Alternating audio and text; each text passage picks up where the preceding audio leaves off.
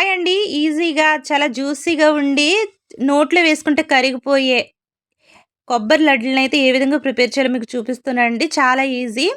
ముందుగా అయితే కొబ్బరికాయలను ఒలిచేసుకొని, ఈ విధంగా చిన్న ముక్కల కింద కట్ చేసుకొని మిక్సీలో లేకపోతే తురుముకుని ఇలాగా నేను కప్పుతో కొలుసుకున్నానండి. 2 కప్పుల వరకు నాకైతే తురుము వచ్చింది. పక్కన పెట్టేసుకొని ఒక మూకుడిని పెట్టుకొని దాంట్లో 3 టేబుల్ స్పూన్ల వరకు నెయ్యిని యాడ్ చేసేసి, దీంట్లో అయితే మనము తురుముకున్నటువంటి ఈ కొబ్బరిని వేసేసుకొని 2, 3 నిమిషాల పాటు వేయించేసుకోవాలి.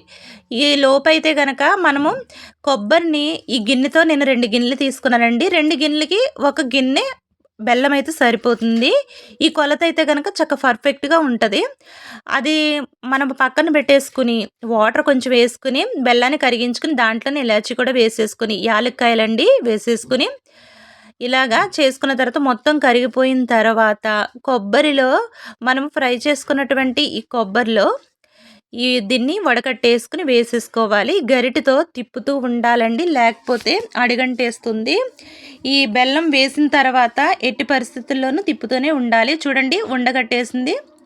ఈ విధంగా వచ్చినప్పుడు చెయ్యికి నేతిని రాసుకుని ఇలాగా లడ్డూల కింద చుట్టుకుని ఒక బాక్స్‌లో పెట్టేసుకొని 10 డేస్ నిలవుంటాయండి. అసలు మీరు కూడా ట్రై చేయండి. మీకు ఏ విధంగా వచ్చిందో నాకు కామెంట్ చేయండి.